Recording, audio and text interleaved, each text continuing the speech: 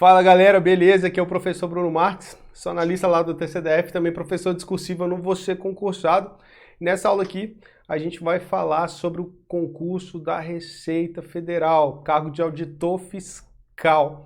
E o nosso foco é a prova discursiva. E para isso eu trouxe aqui o professor Reinaldo. O professor Reinaldo ele é mestre em contabilidade, analista lá do Banco Central e também é o nosso coordenador técnico discursivo para os concursos da área fiscal. Então seja muito bem-vindo, Reinaldo.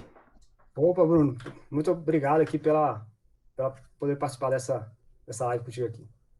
Show de bola. Antes de começar essa nossa análise, né? Deixar aqui nossos contatos, tem o @prof.brunomarques, o @reinaldoassunção _professor e o @você concursado, são os contatos do Instagram. Lá a gente responde mensagem, pode bater um papo sobre o concurso.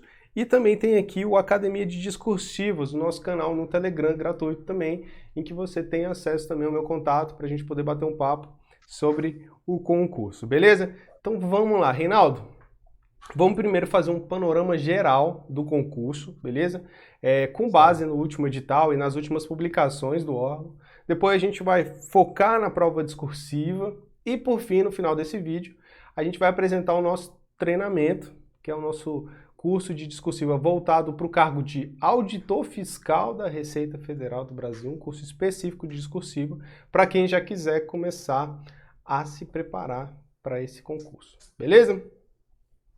Então vamos lá, Reinaldo, como é que está a questão das vagas? Quantas vagas são previstas para esse concurso aí? Então, a Receita tinha feito uma solicitação de vaga anteriormente, né, uma quantidade maior de vagas, e aí, recentemente, ela fez um ajuste nessa quantidade de vagas, e hoje, né, o último pedido dela para concurso, né, mais recente, ela solicita aí 230 vagas aí para o cargo de auditor fiscal, né? Lembrando que as vagas no órgão existem, né, lá tem mais de 12 mil cargos vagos, né, cargo de auditor fiscal vagos, né? Então, É a muito possibilidade cargo aí vago. de ser chamado todo mundo aí é muito grande, né? Além disso, né, se a gente pega o último concurso, né, no último concurso também eram 278 vagas, né, e chamaram algo em torno de 550 candidatos, então chamou aí o dobro das vagas, né? Então a expectativa é chamar aí, ter o concurso com 230 vagas e chamar mais o dobro, né? Entendi. Então a ideia é, todo mundo que for aprovado ali dentro das vagas e no limite do cadastro de reserva, provavelmente deve ser chamado para esse concurso, né? No limite do decreto, né, que é 100% o número de vagas do edital, né? 100% do número de vagas. Então, vão ser 460 vagas, né, que podem vir a ser providas, então, se for mantido esse quantitativo solicitado pelo órgão, né? Ainda o Isso. edital não saiu, né? Então pode ser que tenha algumas mudanças ainda quanto a isso. Mas a princípio já é muita vaga, né? Considerando o cargo de auditor fiscal. Tem alguma previsão de data da prova, Reinaldo? Então, a Rádio Corredor, né, fala aí que teria um acordo aí para o Ministério da Economia para liberar esse concurso e que a ideia seria liberar agora no segundo semestre, né, para o pessoal ser nomeado até no início de 2022. Né? Então, a ideia aí, segundo semestre, né, Uhum. e então... Menos de um ano, então, para essa prova, né? Isso, tá bem próximo, né? Assim, já tem que começar a se preparar, né? Como a gente vai ver um pouco mais à frente, o conteúdo é bem intenso, né? Uhum. Então, e assim, o cargo de auditor fiscal é, na minha opinião, o melhor cargo do executivo no Sim. Brasil, né? Ó, melhor cargo do executivo. Isso. É, Todo eu mundo quer, concordo. né? Inclusive, a gente vê dentista, vê até médico lá, o cara formou em medicina, A estuda para o gente vai cargo de auditor entender fiscal. por quê aqui quando a gente chegar na remuneração, né? É, Exigência do cargo é nível superior, certo? Precisa ter nível superior completo. Exige isso. alguma graduação específica? Não, então, como eu comentei até agora, né? Eu fiz um spoiler ali, né? Não, pode ser qualquer graduação, inclusive com o exemplo que eu dei, né? Médico, pode. Dentista, pode. Né? Engenheiro, tem muito engenheiro, pode. Né? Professor, Uhum. aí todo mundo já, primeiro pergunta, tecnólogo, pode? Pode. Desde que, né? Sim. Seja uma instituição reconhecida pelo MEC, né, gente? Tanto na graduação quanto no tecnólogo, né? Ambos têm que ser instituições reconhecidas pelo MEC, né? Uhum. Mas pode qualquer nível superior. E por ser um concurso da Receita, muita gente pensa assim, eu preciso saber muito bem questão tributária, preciso ser muito bom em contabilidade e tudo, mas não necessariamente você precisa ter uma formação nisso para você conseguir um bom desempenho na prova, né? Só para ter uma noção, nos concursos da área de controle, por exemplo, concurso de controle externo mesmo, direito constitucional, administrativo, contabilidade, economia, a maior parte das pessoas que passam são engenheiros, né? E às vezes são engenheiro civil, engenheiro mecânico, que não tem nada a ver com a área de direito, né? Na Receita Federal, como o Reinaldo disse, tem a galera que é médico, dentista. Lá no meu concurso do TCDF, um colega que passou comigo, né? Ele era biólogo. Então, assim, a graduação que você tem não impede você de fazer esse concurso, né? Porque depois que você começa a se preparar, depois que você começa a montar as estratégias de prova, você se nivela a galera que é formada naquela área, né? E como são várias áreas de atuação, pode ser que você talvez não vá tão bem em contabilidade, ou talvez não vá tão bem em direito tributário, mas você tira a diferença nas outras matérias, né? Então, é um concurso que dá para todo mundo fazer, né? Todo mundo que tem um curso superior consegue fazer esse concurso. É difícil, né? Vai ser ralado, você vai ter que estudar e tudo, mas tem como. E vale a pena porque você tem aqui uma carga horária de 40 horas semanais, mas num contexto em que é possível teletrabalho, né? Então, a gente está numa situação totalmente diferente, né? A pandemia fez com que o serviço público tivesse uma evolução muito grande em relação a carga horária de trabalho, a local de trabalho, a forma de medir resultado dos servidores, né? Então, hoje, o teletrabalho, o trabalho virtual, vamos dizer assim, né? Uhum. É uma realidade em todo serviço público, né? Os órgãos tiveram que se adaptar a isso, não tiveram escolha, né? Já tinham a tendência, né, a ter esses programas de gestão, que a gente chama, né? Uhum. A pessoa, mesmo antes da pandemia, já tinha alguns servidores que trabalhavam remotamente, mas de algumas carreiras, mas agora, com a pandemia, isso tornou uma realidade, e isso, além de, não só tornou uma realidade, como mostrou para os gestores, de uma forma geral, que isso funciona, que é possível ter no serviço público um trabalho remoto, que o servidor entrega, né, às vezes até mais, né? No meu órgão lá, tem muita gente reclamando, comentando, né, caramba, agora trabalhando de casa, eu trabalho mais do que eu trabalhava fisicamente, né? Então, assim, então é possível, então isso é muito bom também no caso do concurso da Receita Federal, porque às vezes você pode ser lotado em qualquer delegacia regional da Receita, né, no Brasil. Uhum. Então, às vezes você cai em alguma localidade que não tem estrutura muito boa para morar, né, você tem família e tal, a estrutura lá não é tão boa. Então às vezes você consegue ficar morando em uma cidade que tem uma estrutura melhor, né, mas lotado numa cidade que não tem tanta estrutura. Você pode ter que vir a fazer um trabalho de rua, uma fiscalização, né, em loco, e aí você vai fazer essa visita, tal. Inclusive é até uma forma de tornar mais dinâmico o trabalho, né? Você faz uma visita e tal, depois você vem e faz um trabalho mais em formato de relatório ali para poder fazer em casa, né? Sem precisar ir no órgão. Então, assim, é bem dinâmico. Isso muda muito da área que você cair, né? Então, depende qual muito do setor. o trabalho, mas como a Receita Federal é algo bem grande, né? Então, assim, tem um leque muito grande. Reinaldo, fala sobre a remuneração aí da galera. Numeração como eu falei, né? O melhor concurso que tem do Executivo Federal e, consequentemente, a melhor remuneração no Executivo, né? A gente tem um salário inicial aí, que você entra, pisa no órgão, primeiro dia, lá, Receita Federal ganhando R$ 21.000 bruto, né? Isso aqui ainda vai entrar ainda a auxílio alimentação, né? Algum outro auxílio que você tem direito, ou às vezes até o auxílio relacionado à fronteira, né? Que gera mais algum ganho para o servidor, né? E você chega ao final de carreira aí, sem contar com função, chefia, nem nada disso, com salário aí de R$ 30.000 bruto, né? Então, é um salário muito bom, né? Se for considerar, inclusive, a média salarial até dos servidores públicos, né? É um salário muito bom. Lembrando que a R$ 30.000 tá louco. É quase um carro popular por mês. E lembrando, assim, que a Receita tem um bônus, né? Então, hoje o bônus não está regulamentado ainda, então, até ele ser regulamentado, o bônus é de 3 mil por mês. Esse salário de 21 mil não está com bônus, tá? Porque o bônus você passa a receber ele de forma escalonada, né? E você vai receber ele na sua plenitude depois de passar algum período, se não me engano, 3 anos. E aí, esse bônus, quando ele for regulamentado, ele pode aumentar mais, né? Porque aí vai depender do ganho de arrecadação, né? E Dos critérios é que foram uma colocados. carreira típica de Estado, né? Então, assim, e o Estado, ele está focado nessa carreira, uma carreira essencial para o funcionamento do Estado. Então, a Isso. tendência é sempre valorizar cada vez mais esse cargo. Então, entrar para a Receita Federal hoje é garantir um futuro bom, com uma qualidade de vida excelente para você, para sua família, para o resto da vida. Né? Você concorda E quando a comigo gente que... fala, em reformas, né? A gente vê que o cargo da Receita Federal é o que a gente não tem dúvida, somos de dúvidas que vai estar fora dessa reforma, né? Isso é uma Hum, questão de Estado, né? Por ser sim, também a carreira, aquele responsável por arrecadar, né? Os sim, recursos do Estado conseguir prover todos os benefícios da sociedade. Então, é uma carreira que sempre foi boa, né? E tende a continuar sendo boa no futuro. exato. Então, vale a pena. Imagina, já começa a imaginar já esses 20 mil caindo aí na sua conta corrente e já começa a fazer umas previsões aí de como é que você vai gastar esse dinheiro. Porque se você começar a se preparar agora, de forma estratégica, você vai receber esse salário aí já no início do ano que vem. Isso. Quanto à O que validade... você iria fazer? Deixa no comentário aí. O que você iria fazer se se o salário hoje fosse de 21 mil reais? Tá, Reinaldo, o que você iria fazer?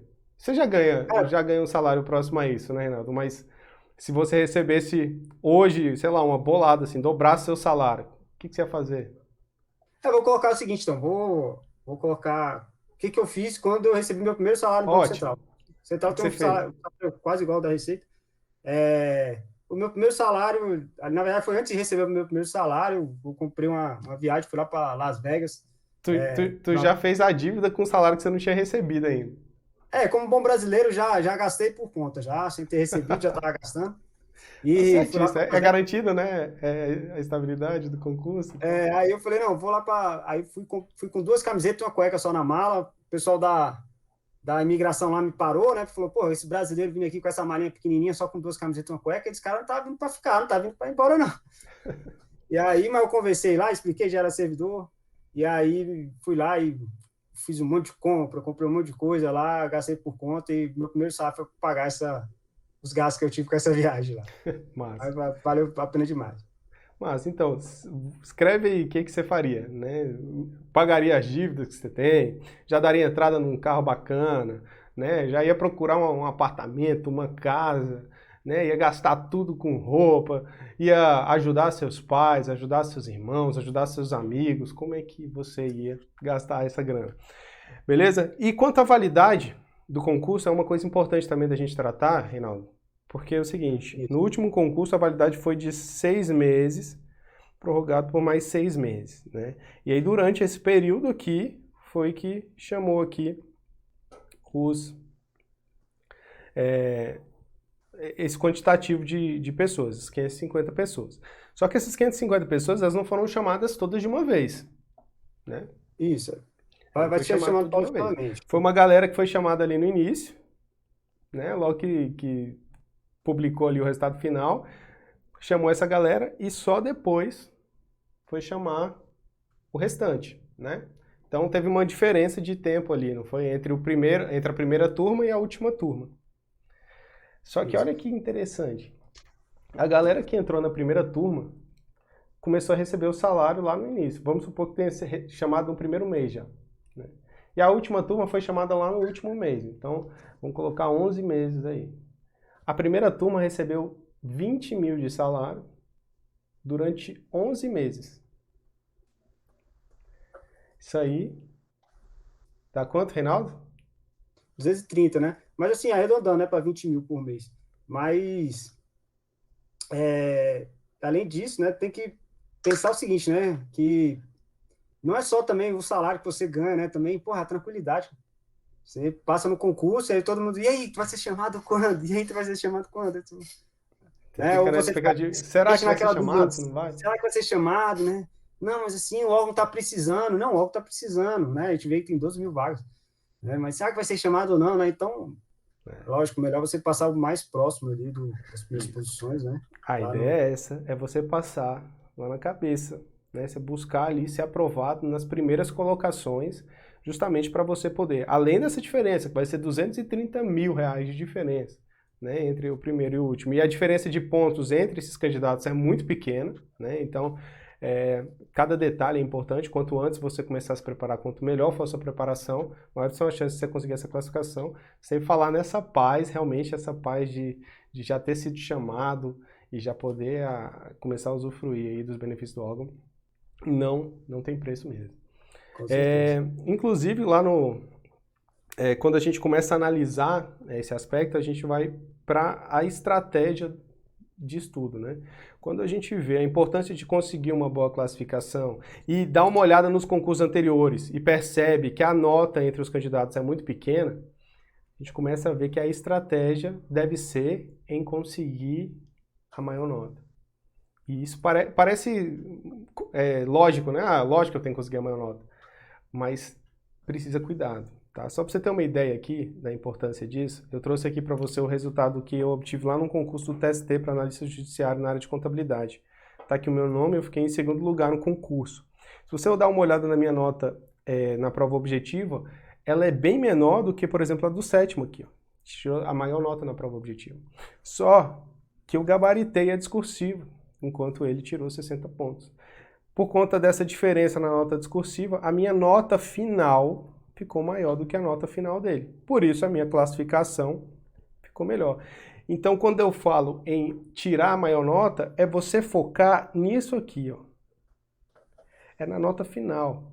E tentar buscar estratégias de estudar aquelas matérias que vão te dar mais nota nessa nota final, né? E aí por isso fica a dica, em concurso público não passa quem sabe mais, passa quem tira mais nota. Ora, esse cara aqui ele sabia mais que eu, pô.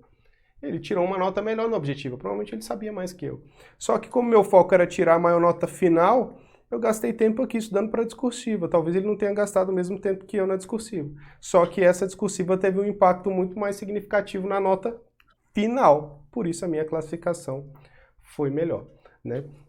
Então, a gente pode começar agora aqui com o Reinaldo uma análise justamente disso, né? Quais são as matérias mais importantes e que vão ter um impacto mais significativo na nota final do concurso. Aí, para isso, a gente trouxe aqui uma tabela, Reinaldo. Essa tabela que tem aqui as disciplinas, o número de questão e o percentual da nota, né, de cada matéria na nota final do concurso, né? Isso levando em consideração o último edital, foi em 2014 para o cargo de auditor, né? Isso.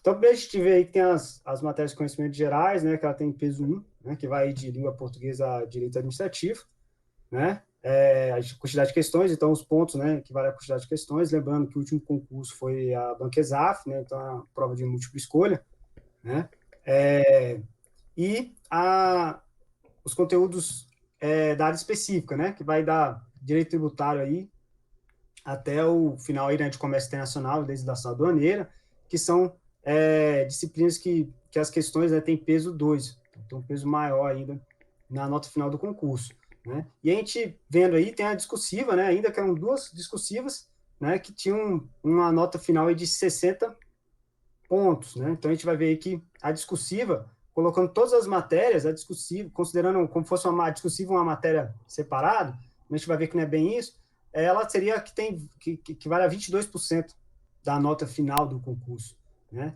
Além disso, a gente vê que são 11 disciplinas, né? Sendo que algumas disciplinas, na verdade, são mais de uma, né? Quando a gente pega o direito tributário, por exemplo, o direito previdenciário vai estar dentro do direito tributário, né? Então, a gente vai ver que é um concurso que tem uma quantidade de conteúdo bem robusto, né? Então, você precisa de uma preparação antes. Se você for deixar preparar pós-edital, cara, não vou falar que é impossível, né? Porque sempre tem aquela pessoa excepcional, né? Com aquele ponto fora da curva que a gente chama, né? Mas, em regra, em média, né? As pessoas que começam a estudar pós-edital dificilmente vai conseguir ter êxito. Você precisa começar a estudar antes, até porque no concurso de analista de auditor da Receita, já teve algumas situações aí todo concurso tem, né, no caso, né? Que assim, entra uma matéria, sai outra matéria. Então, por exemplo, eu apostaria muito aí a chance de entrar uma matéria de TI, tá? Que não está aí, né? Então, a chance, porque hoje as pessoas precisam ter conhecimento na área de TI, né? Hoje a gente trabalha tudo na parte de TI. né? A Receita Federal utiliza muito sistema, muito banco de dados. Importantíssimo ter Isso. conhecimento, pelo menos básico ali, para poder fazer as fiscalizações nesses bancos de dados também, né? Isso, bater vários bancos de dados, né? Porque não adianta ter as informações, os dados separados, né? Você não consegue gerar informação, né? Sim, boa. E É além uma boa disso, mesmo. E como o último concurso foi em 2014, né? A gente já está em 2021, então já foram aí 7 anos. Então mudou muita coisa e é uma matéria que pode vir a ser cobrada. Mas, por exemplo, nesse pré-edital, vocês já começaram a estudar essa matéria de TI ou não? não, o que eu faria? Eu daria um foco, eu daria um foco nas disciplinas que tem, para quê? Para, vamos dizer assim, para deixar uma gordura para queimar nessas matérias que entrassem. Então, eu estudava agora as matérias que já são certas, que vão cair, né? Ou pelo Isso. menos que tem mais possibilidade de serem repetidas, né? Que são essas matérias do edital anterior. Focando ali nessas matérias de língua portuguesa que a gente sabe, por exemplo, que vai cair, não tem jeito. Espanhol e inglês também provavelmente vai cair. Direito constitucional administrativo é uma matéria que sempre vem. Direito tributário, não tem como não cair direito tributário no concurso da Receita, assim como não tem como não cair legislação tributária, comércio internacional, legislação aduaneira, né? E aqui a Então, gente tem a parte de, por exemplo, a gente pega, comparado com o de outros fiscos aí, né? A parte de direito tributário é diferente, né? Ou legislação tributária, no caso, é diferente de sim, outros fiscos, né? Não direito tributário, desculpa, mas legislação tributária. E a gente tem também a parte de comércio internacional e legislação aduaneira, que é bem pesado, tá? Um conteúdo pesado e que você não estuda em outro concurso, né? Então, você tem que precisa começar a se preparar antes para esses temas, porque senão você é muito denso, né? Você sim. já para Então, a minha estratégia seria o quê? Eu focar nesses conteúdos que eu já sei que tem, né? Antes, no pré-edital, e aí, quando sair o edital, eu vou lá e ajusto. E aí, eu tenho até um vídeo aqui, tá, pessoal, no canal, explico como montar o plano de estudo pós-edital, que é justamente isso. Você vai ter uma ideia das disciplinas que estão sendo cobradas, Uhum. as questões, o peso de cada questão, né? E qual o seu conhecimento, qual o seu nível de conhecimento que você já tem ou não sobre aquele conteúdo, né? Para você ajustar seus horários, até porque você tem que passar por todas as disciplinas, né? A prova da Receita, pelo menos os últimos concursos, era o que você tinha que tirar no mínimo 40% por disciplina. Então não adianta falar, não sei nada de inglês e espanhol, vou provisionar para perda, né? Não vou estudar isso, não adianta, não vou aprender inglês e espanhol agora, vou deixar tudo em branco, vou chutar tudo, né? Se for múltipla escolha e não tiver Não fator dá. de Ele pode gabaritar as outras matérias. Se não tirar 40% em uma das disciplinas, vai ser eliminado. vai Então ser você tem que eliminado. passar por Pelo todas as menos disciplinas. foi isso, foi assim no último edital, né? Isso, assim foi assim nos últimos editais, que era a banca ESAF, né? E a gente sabe que ela não foi incorporada pela ENAP, não deve mais ser ESAF, né? Então, assim, é importante eu adiantaria isso, né? E Uhum. aí, quando esse edital, eu fazia o ajuste fino aí sobre essas disciplinas ou conteúdos que entraram e saíram, né? Porque sempre tem a chance de ter alguma alteração, né? Certo. Então a gente tem o gráfico aqui então com as matérias, né, com o impacto das matérias na nota final, né? Aí de cara a gente já percebe aqui que a discursiva é a matéria com maior impacto na nota final. Depois vem seguido aqui de contabilidade, direito tributário e comércio internacional e legislação aduaneira, né? Lembrando que isso pode ajustar no próximo concurso, né? No último concurso, na parte objetiva, o maior peso era a contabilidade, mas às vezes pode mudar, né? Não ser tão. Pode vir comércio internacional, a legislação aduaneira mais pesada, né? Já teve Sim, concurso de auditor que esse conteúdo estava fora, né? Isso foi ensinado durante o curso de formação, né? Então, assim, é importante você fechar essas matérias, né? Deixar bem sedimentadas essas matérias no pré-edital, para quando pode editar você fazer esse ajuste fino, né? Lembrando que, como a gente falou da autorização, né? Os dois últimos concursos autorizados aí, grandes, foram o quê? PF, PRF, e ambos o órgão pediu a redução do tempo entre o edital sim. e a prova, né? De 4 meses, que é o que tem no decreto, para 2 meses, né? O decreto prevê essa exceção. E a Rádio Corredor também é que a Receita poderia Deve pedir. também pedir essa redução de prazo. Então, quando É, sair o edital, não vai ter mais, não vai ter provavelmente aqueles 4 meses até a data da prova, né? isso. Então, Então, você tem que tem que estar bem começar a estudar adiantado. antes, né? E como a matéria da discursiva é uma matéria que muita gente às vezes não gosta, né? Não gosta de escrever. mas é uma matéria que tem um impacto muito significativo, também é algo que dá para começar a treinar com antecedência. Foi inclusive por isso que eu e o Reinaldo, a gente montou esse curso da Receita Federal pré-edital, justamente para pegar essa galera que realmente quer ser aprovada no concurso, então quer começar a se preparar de forma correta desde já. Então, a gente vai trazer aqui um pouco mais de informação sobre a prova discursiva. No último concurso, né, a prova discursiva, ela foi composta por 2 questões, como o Reinaldo já havia falado, para serem respondidas entre 20 e 40 linhas. Tá? Então era um mínimo de 20 e um máximo de 40 linhas. A questão vale 60 pontos e para ser aprovada era preciso tirar um mínimo de 60%, ou seja, 35, né, Reinaldo? Fazer isso aqui de cabeça assim. 36, né? 36, né? Enfim, 36 pontos aí para conseguir 36. os 60%. A prova discursiva, ela cobrava o quê? 2 disciplinas. E aí isso vinha expresso no edital. Pode ser que mude ou não, a depender do novo edital. Mas a princípio eram 2 disciplinas, que era Direito Tributário e Comércio Internacional e Legislação Aduaneira. Então eram essas as 2 matérias que iam vir na discursiva, né? E aí quando começa a analisar a discursiva dessa forma, alguns candidatos vão para a seguinte lógica. Ora, eu vou estudar então Direito Tributário, Comércio Internacional e Legislação Aduaneira e eu já estou me preparando para a discursiva. Né?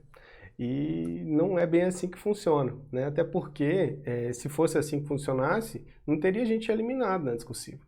Né? Porque a galera que conseguiu ser aprovado na objetiva é a galera que tem mais conhecimento sobre a matéria. Né? Só que o que acontece é que às vezes a pessoa não consegue pegar esse conteúdo que ele tem e passar para uma folha de resposta. E aí acaba se enrolando e aí acaba sendo eliminado. Né? Então, além de ter esse conhecimento, é importante que você tenha uma técnica muito bem aprimorada de discursiva. Né? Até porque, o Reinaldo é prova disso, pode ser que venha uma questão que você não sabe. Por mais que você estude a matéria, vem uma questão que você não sabe. E aí? Você vai ficar esperando a sorte de cair em um conteúdo que você sabe? Não, você tem que estar preparado, inclusive, para uma situação em que você não sabe o conteúdo. E numa situação que você não sabe o conteúdo, você vai utilizar a técnica. Agora, se você não tem a técnica, aí você está enrolado. Porque você não tem o conteúdo e não tem a técnica, aí já era. Né? Então, tem 2 pontos, né? Se você treina muito, a chance de cair algum conteúdo que você não treinou vai reduzindo cada vez mais. Sim. Né? Gestão de risco, né? Quanto mais você treina, mais assuntos você tem acesso, menores são as chances de cair algo que você não sabe. E segundo, porque assim, vamos assim, você caiu aquela única coisa que você não treinou, vamos dizer, né? Mas mesmo assim, por você ter toda aquela estrutura de como fazer o texto, né? Você consegue desenvolver algo, né? Que consiga ali, vamos dizer assim, no mínimo, tirar o mínimo da prova. Isso, exatamente. Então, por isso que é importante conhecer. Até também, por exemplo, o Bruno estava comentando, a disciplina de Comércio Internacional e Legislação Aduaneira é quase, vamos dizer assim, quase certa de vir cobrando na discursiva, né? Porque sempre cobrou a disciplina na discursiva, entendeu? Assim, então, é importante você ter todo esse treinamento, né? Sim. E outro ponto importante é que a discursiva, ela faz também com que seu aprendizado da matéria seja maior. E com esse aprendizado maior, logicamente a sua nota na prova objetiva também relacionada àquelas matérias podem ser melhores. Né? E isso a gente chega a essa conclusão com base naquela pirâmide de aprendizado, né, Reinaldo? Isso. Se a gente der uma olhada aqui na pirâmide, ela diz o seguinte, ó, que se você ler a matéria, seu nível de aprendizado ali é de 10%. Né? Se você escuta, é 20%, enfim. Agora, quando você explica, resume, estrutura a matéria, seu nível de aprendizado é de 95%. E explicar, resumir, estruturar é algo que você treina aqui, ó, na discursiva. Tá? Por quê? Porque para escrever um texto, né, você vai ter que pegar a matéria organizar essa matéria na sua cabeça, entender e depois colocar no papel, né? Quando você faz todo esse processo, é como se você estivesse ensinando para alguém, só que escrevendo, né? E aí, o seu nível de absorção do conteúdo é ainda maior do que se você estivesse só estudando lá para a prova objetiva, lendo os PDFs e tal. Não é Isso, isso? então é um ponto muito importante, porque às vezes as pessoas pensam assim, não, mas eu tenho muita matéria para estudar, não vou treinar discursivo agora, porque enquanto eu estou treinando discursivo, eu estou perdendo tempo que eu poderia estar estudando legislação aduaneira. Mas aí que você, às vezes, as pessoas se enganam, vamos dizer assim, né? Porque quando ela está treinando a discursiva, nesses conteúdos que são específicos, ela está estudando aquele conteúdo. Porque nesse momento você está pegando todo aquele conhecimento que você já absorveu, né, durante o estudo, ali, vamos dizer, a prova objetiva, e está respondendo aquela questão discursiva, do qual você tem que ler o enunciado, lembrar do conteúdo, né, estruturar uma forma de resposta, entendeu? Que você responda o que o examinador está pedindo ali. Né? E com isso, você, além disso, né, você vai encaminhar para a correção, vai ver o que errou. Ah, não, ó, não é esse prazo, é esse. Ah, não, nesse caso aqui, ó. Então, E quando a gente erra, a gente não esquece, né? e aí, quando você erra, você, caramba, lembra, e aí você sedimenta aquela informação na sua cabeça. Então, você, durante a operação, quando você está preparando para a discursiva, nesses casos que a discursiva cobra tema específico, você está preparando também para aquele tema específico. Então, quando você está preparando para a discursiva, você não está só preparando para aqueles 22% da nota final. Você está preparando para aqueles 22%, mais, né, a porcentagem das outras disciplinas que pode ser cobrada na discursiva. Justamente por causa disso, porque você está pegando aquele conhecimento que você já tem e você colocando ele no papel, né, utilizando vários sentidos ali, você tem que pensar, tem que escrever, né, escrever inclusive à mão, né, treinar, vamos dizer assim, a munheca, né, para escrever. Afinal de contas, são duas questões de 40 linhas. Pessoal. Se você não treinar e escrever isso, chega no dia da prova, você sabe o conteúdo, sabe escrever, mas a sua mão não responde mais. E acontece mesmo. Acontece mesmo. As redações, as primeiras redações de quem começa a treinar ali 40 linhas, por exemplo, o início, o primeiro parágrafo é bonitinho, a letra redondinha e tudo, parece até que foi feita no computador ali, de tão legível que tá. Chega no último parágrafo, tá um garrancho, porque a pessoa cansou, né? A mão cansa. E imagina no dia da prova, que é feito junto com outra prova discursiva, no caso aí são duas questões, então não são 40 linhas, são 80, né? E ainda tem o gabarito que tem que preencher, enfim. Então, assim, se a pessoa não está acostumada a fazer essa redação, escrever isso aí, ela pode ter dificuldade com a questão da letra, né? Pode ficar nervoso. Nossa, teve um candidato uma vez que ele ficou tão nervoso durante a prova, não estava acostumado a escrever e tudo, que a mão dele começou a suar. E aí começou a molhar a prova, de tanto que suava a mão. Né? Porra, né, a prova. E aí isso foi deixando ele mais nervoso, enfim, isso prejudicou muito. Num outro concurso que ele fez, e aí até foi aprovado, o que ele fez? Ele já levou uma toalha, sem brincadeira, levou uma toalhinha. Então, à medida que ele ia escrevendo, se por acaso viesse a suar, ele passava a toalha e pronto. Nem suou a mão dele, porque ele já estava mais atento com a discursiva, ele não ficou nervoso, diminuiu o suor, então assim, nem precisou usar a toalha. Né? Só para você ter uma ideia de como são detalhes, às vezes, que você nem imagina que pode acontecer, mas que você descobre ali quando você está praticando. E tem gente que vai descobrir isso só lá no dia da prova, e tem gente que vai descobrir isso antes, com tempo, para poder se preparar de forma adequada. Né? E são detalhes, assim, por exemplo, tem alguns detalhes. Por exemplo, quando eu comecei a estudar lá atrás, muitos anos atrás, o pessoal falava, agora eu posso fazer a discursiva com a letra cursiva ou a letra de forma? Não pode mais letra de forma. Aí, por exemplo, eu escrevi a letra de forma e eu falei, cara, tem que aprender a escrever de novo, eu vou gastar muito tempo para uma letra cursiva, entendeu? Mas não, pessoal, pode escrever de letra de forma e cursiva, tá? Agora já mudou essa questão, sim. Isso. A outra questão, assim, eu faço o rascunho e depois passo a limpo, ou eu faço só um rascunho estratégico ali, não é escrever a discursiva e depois só copiar ela do lado, né? Por quê? Porque você tem tempo, porque às vezes você faz um rascunho lindo, maravilhoso, mas aí não tem tempo para passar, ou você passa pro final correndo, às vezes não consegue passar tudo, né? E a letra no final fica horrível, você fala, nossa, meu rascunho estava tão bonito, eu queria ter entregue meu rascunho. O outro tá horrível, né? São todas estratégias que você pode treinar. Questão de tempo também, de prova, né? Você tem que ter uma noção de quanto tempo você leva para poder fazer a prova discursiva, porque você tem um tempo limite, né, máximo para poder entregar. Então, tudo isso tem que ser treinado. Teve gente que foi fazer prova, eram mais de uma prova, igual esse caso da auditor fiscal. São 2 provas. Então, você precisa saber qual é o seu desempenho fazendo as 2 provas ao mesmo tempo também. Né? Junto com o objetivo, inclusive. Isso, junto com o muitas vezes a objetivo, pessoa se fala for o assim, caso, né? Isso, muitas vezes a pessoa faz tipo 30 simulados da objetivo. Mas não fez nenhum simulado que ela fazia objetivo, é discussível. Tem que realmente simular o dia da prova. Como é que vai ser o dia da prova? Quanto tempo eu vou levar para fazer a prova? Então você tem que fazer a prova inteira. Se a prova tem discursivo, você tem que fazer um simulado discursivo também. Senão você está se enganando, né? Concorda comigo? Vou fazer um simulado aqui da prova, aí só faz da prova objetiva. Pô, não é um simulado da sua prova, né? É uma prática da objetiva, né? Mas tem gente que treina assim. Então, às vezes é importante ficar ligado. Pô, não, calma aí, tem a discursiva também. Vou pegar umas questões ali no Você Concursado e fazer também junto com a minha prova, só para poder ter uma noção de tempo, realmente simular tudo. E, logicamente, se preparando para isso, a gente consegue a gente consegue ver aqui que a classificação, né, melhora bastante. Tem até uma tabela aqui, né, Reinaldo, você trouxe? Isso. 2 candidatos. No último concurso. Foram 2 candidatos aí, né? Coloquei um nome aleatório, né, para não pegar o nome de alguém. Uhum. Mas aconteceu mesmo, isso aqui você retirou lá do resultado, né? Isso, só troquei o nome. Beleza. Então tem 2 candidatos que a gente nomeou aqui como João e Pedro, mas tinham outros nomes. Os 2 conseguiram a mesma nota na prova objetiva.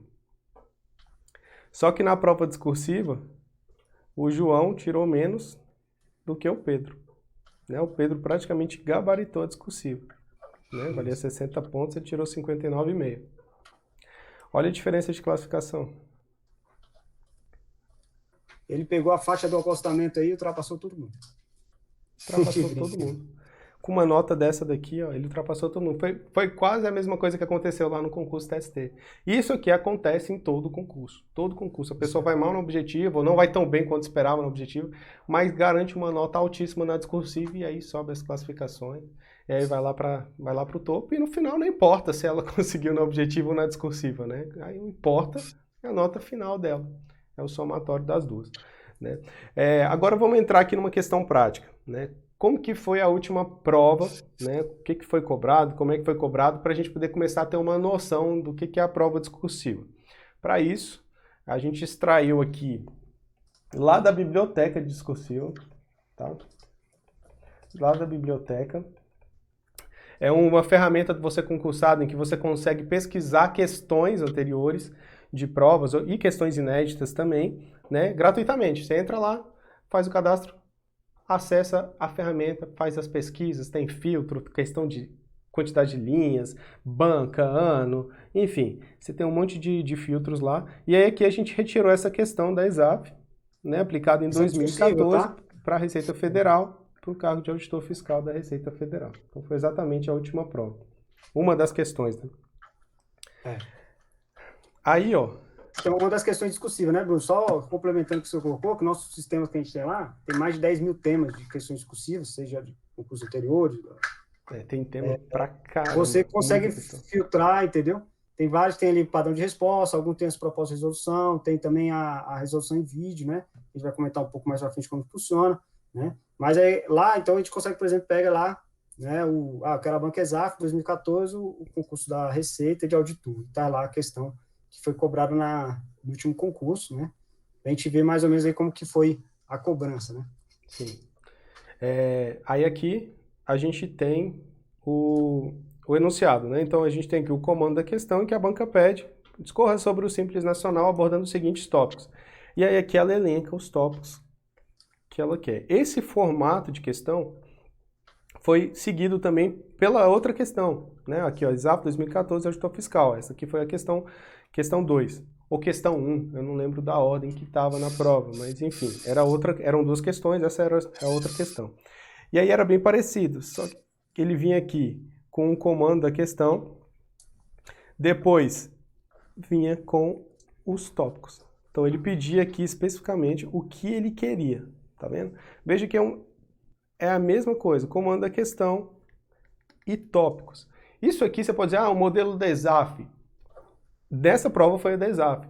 Mas esse é um modelo que é seguido pelas principais bancas quando cobram conhecimentos específicos. Então a FCC faz isso, a FGV faz isso, o Sebrasp faz isso e assim as outras bancas menores ainda seguem essa estrutura. Por quê? Porque se ele deixa aberto, não há um padrão de resposta específico. O candidato pode escrever diversas informações. E aí não tem como avaliar se o candidato respondeu de forma correta ou não, porque ficou aberto. Agora, a partir do momento que a banca ela pega e cria tópicos, aí ela define o que ela quer.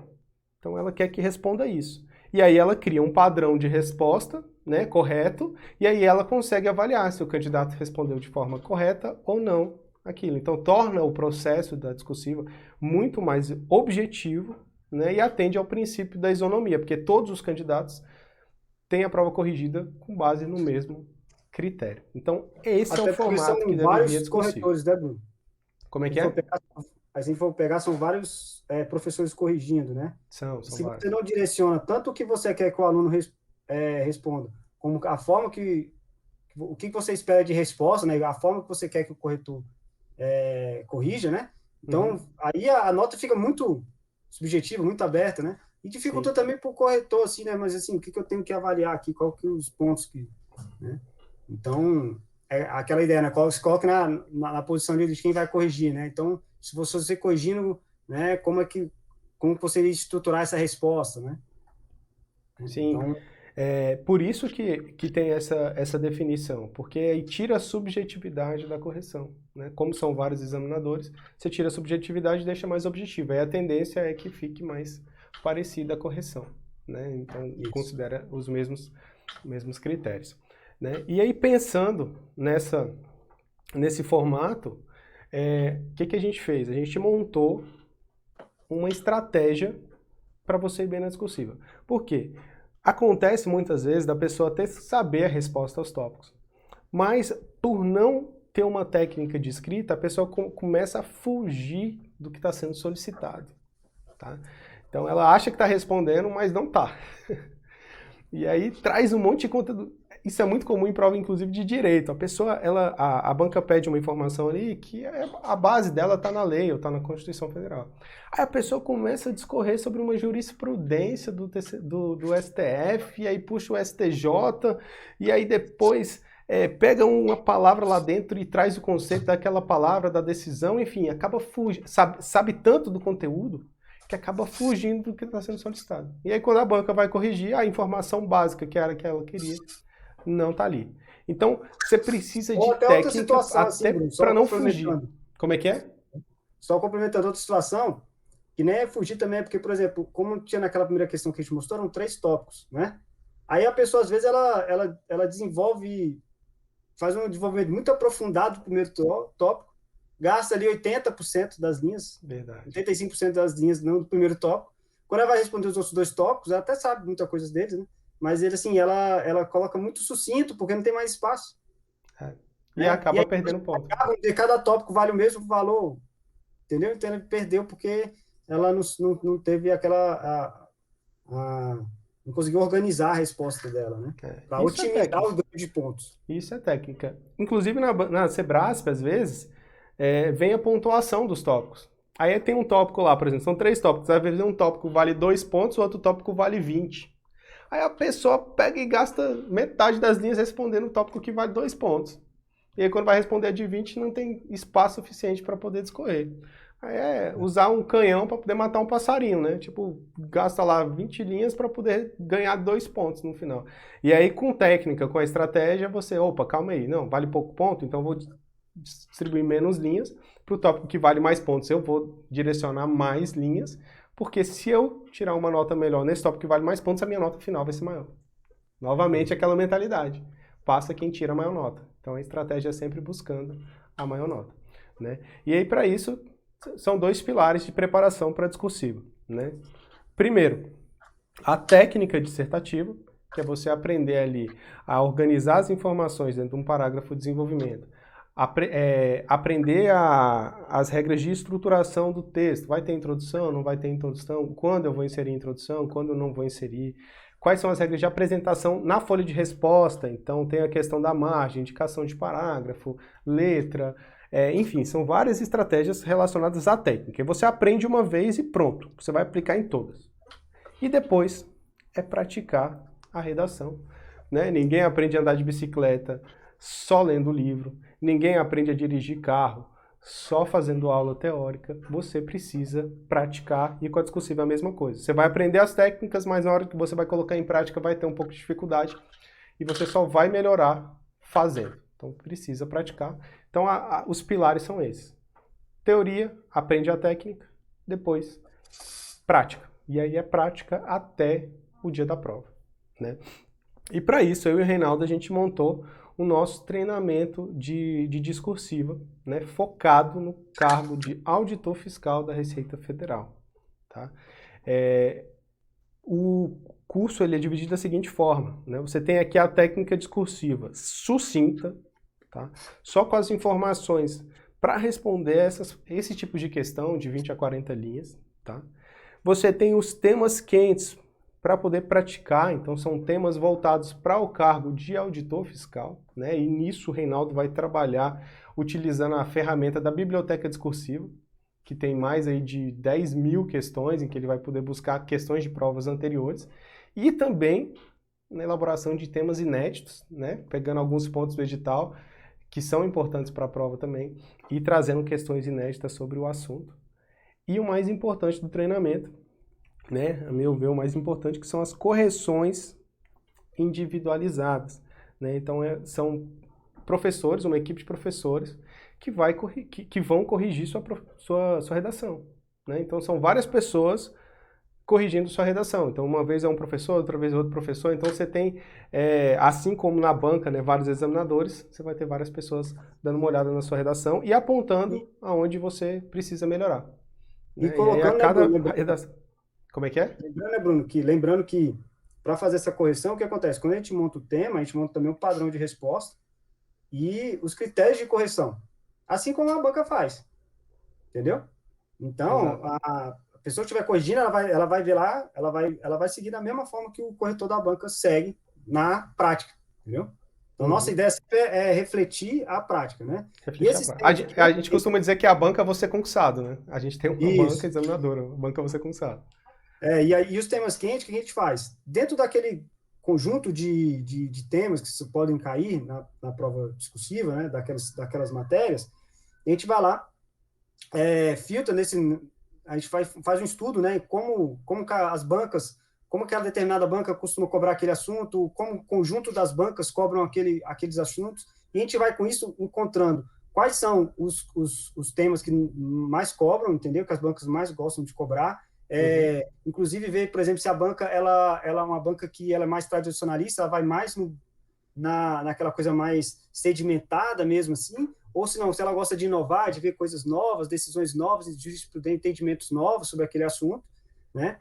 E com isso a gente consegue direcionar a sua preparação da discursiva para aquilo que realmente pode cair. Lógico, a gente dá um leque, uma variedade de temas para você treinar, né? E de uma forma para quê? Para a gente tentar, você realizando esse treinamento, você no dia da prova, a chance de cair alguma coisa que você já treinou igual ou muito parecida é muito grande.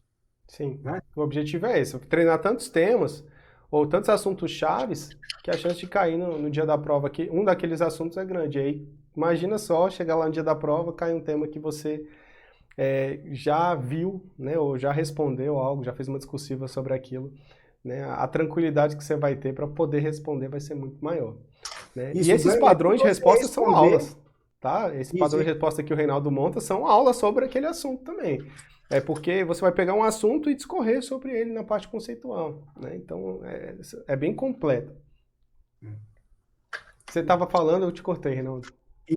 Não, eu queria complementar, é que quando você vai... que o que a gente faz, o foco é para você pegar alguns temas específicos. Aqui a gente fala assim, mas vou treinar tudo que é tipo de tema. Não, é os temas que tem a maior probabilidade de cair. Tá? São muitos temas, mas assim, sempre focado no que tem a maior probabilidade de cair, né? Porque quando você vê o tema lá na hora da prova, não é só você não é só a tranquilidade para você responder a discursiva, mas também você te traz uma tranquilidade de uma forma geral, que você vai conseguir, por exemplo, você entra... Bom, eu fazia isso, né? Eu abria a prova, né? Ia lá já no tema discursivo. Deixa eu ver o que é discursivo aqui, né? Eu olhava qual que é o tema, já escrevia as palavras-chave que me vinham na cabeça na hora, né? E aí, quando volta para... Aí você voltava, às vezes, para o objetivo. O cara tem algumas estratégias, né? De prova. E aí, se for um tema que você já sabe, cara, você já vai para o objetivo já mais... Pô, eu já sei o tema discursivo aqui, tá tranquilo, já fiz um tema sobre isso, tá tranquilo, entendeu? Agora, se você abre lá e vê um tema que você não tem ideia, às vezes você vai mais tenso para o objetivo e às vezes você acaba cometendo alguns erros por você estar tenso, né? Por você não conhecer o assunto. Entendeu? Sim. E pode acontecer, é um cenário de prova, né? Vir uma questão que não sabe. Normalmente, quando vem algo assim, é algo que ninguém sabe, né? Então, uma coisa que tranquiliza se eu não sei esse assunto, provavelmente a maioria não sabe também, porque eu estudei, eu me preparei de forma completa e tal. Mas aí, por conhecer a técnica e já ter feito várias discursivas, você tem mais tranquilidade do que uma pessoa que estava ali contando com a sorte de cair um tema que ela sabia. Por quê? Porque você tem o conhecimento da técnica, você inclusive tem uma aula no curso falando sobre a técnica de chute em prova discursiva, em que você consegue responder mesmo sem saber o conteúdo. E aí a chance de você conseguir alguns pontos ali que são, como a gente viu, cada ponto é importantíssimo na classificação e tal. Então é você conseguir tirar o máximo dentro das possibilidades que são apresentadas para você, né? Além dessa correção, a gente tem aqui as propostas de resolução dos temas, e aí são várias delas em vídeo, né? E por ser em vídeo, né, a gente chama de Netflix da discursiva, que são temas aí para você poder assistir, e tudo isso a um preço acessível, né? Aqui abaixo tem os links para o treinamento, né? São alguns planos, você pode contratar o plano da academia aí para poder treinar uma vez por semana, ou você pode optar pelo curso com quantitativo de redação específica e depois ir comprando correções avulsas, enfim. Tem os links aqui, você pode ter acesso para poder ver. Se tiver alguma dúvida, você pode mandar também para os contatos ou diretamente para você concursado e a galera vai te explicar direitinho. Mas são treinamentos focados e quanto antes você começar a se preparar para essa discursiva, melhor vai ser o seu desempenho lá na frente. Beleza? E a banca, Brunão? Qual que será a banca? Qual é que vai ser a banca? Qual vai ser a Te banca? jogo de volta a pergunta. Aí, qual que você acha? O que vocês que estão assistindo a gente aí acham qual que vai ser a banca? Quem você chutaria? Exato, a gente sabe que Exato foi absorvido pelo ENAP e que a possibilidade de ser ENAP, né, mínima, né? Não, vamos dizer que não vai ser, né? Mas, Sim, assim, pode ser que mínima, seja ENAP, né? né? Mas eu tô entre três, viu, Reinaldo? Três? FCC, FGV e Sebrasp. Mas a que eu acho, meu chute é Sebrasp. Eu acho que se a gente fosse pegar aquele cavalinho lá do Fantástico, lá do Campeonato Brasileiro, lá, né? Que a gente volta a ter, né? Eu colocaria o Sebrasp na frente, né? Seguindo logo atrás ali a FGV e mais para trás a FCC, não porque não seja uma boa banca, já fez muito concurso da área fiscal, né? Mas assim, eu não sei o que aconteceu com a FCC, que durante esse período de pandemia ela desapareceu aí dos concursos, né? Ela não resistiu à pandemia, né? Mas ainda continua aplicando concurso, né? São poucos. Mas são poucos. Então, ela reduziu muito o foco. Quem está muito forte hoje é o Sebrasp, né? E a FGV também está. Pode vir uma banca menor também, né? Tem o Instituto Alcep que está pegando um monte de concurso, mas eu acho mais complicado pelo nível que é o concurso da Receita. É um concurso federal. É um nível alto, né? O nível alto é um concurso que assim, demorou para ter um concurso desse, né? Então acho que o órgão não ia arriscar fazer um concurso com a banca que não tivesse uma estrutura suficiente para aplicar um concurso desse porte a nível nacional, entendeu? Porque imagina, se dá qualquer problema no concurso, trava as nomeações e a gente já vê que mesmo bancas grandes, né, que a gente pega, mesmo o Sebrasp, ainda tem alguma dificuldade de aplicar algumas provas, né, por causa do período que a gente está também, né? Então acho que a chance é uma dessas três. Eu acho que colocaria maior chance aí ser o Sebrasp, seguindo aí da FGV, desculpa. Isso, né? Então, assim, e o treinamento vai ser isso. A gente vai direcionar os temas, né? Para essas duas bancas sejam principais, né? E assim, lembrando que a estrutura é parecida, né? Então, a técnica ela acaba sendo aplicada às duas. Mas a partir do momento que sair a previsão da banca ou sair a contratação da banca, o curso já é todo reformulado para a banca específica do seu concurso. Né? Isso. Então saiu, definiu, vai ser Sebrasp, beleza, agora vai ser tudo Sebrasp, todos os temas vão ser voltados para Sebrasp, a técnica vai ser toda Sebrasp, o espelho de correção vai ser todo Sebrasp, né? E Até, aí, inclusive, a questão ali com item, né, com quantidade de pontos. pontuação, isso. Igual E aí o vai Sebrasp treinar faz. todos os cenários de enunciado da Sebrasp, né? Tem cenários em que a banca coloca os tópicos de forma expressa, outros não coloca de forma expressa, então a gente vai treinar vários cenários de enunciados também daquela banca, para que você não seja pego de surpresa lá no dia, né? E Isso. é isso, né, Reinaldo? Deixar aqui Isso. nossos contatos novamente, se você Isso. quiser ir Deixa nosso falando. contato, se você quiser entrar em contato com a gente, lembrando sempre que para a Receita Federal, pessoal, tem que começar a preparação antes, tá? Tem que incluir todas essas matérias, né? E fazer um planejamento muito bom aí para esse concurso, né? Mas vale a pena, galera. Vale a pena. Depois você passar no concurso desde auditor da Receita, a nível de concurso público, eu falo, você vai aposentar a sua caneta. Aquela canetinha preta sua lá da sorte que você comprou, né? O cara tava vendendo, falou que a caneta da aprovação, então aposenta ela. Então acho que vale muito a pena investir nisso, né? Investir nessa preparação, porque é um benefício a longo prazo muito bom. Eu concordo.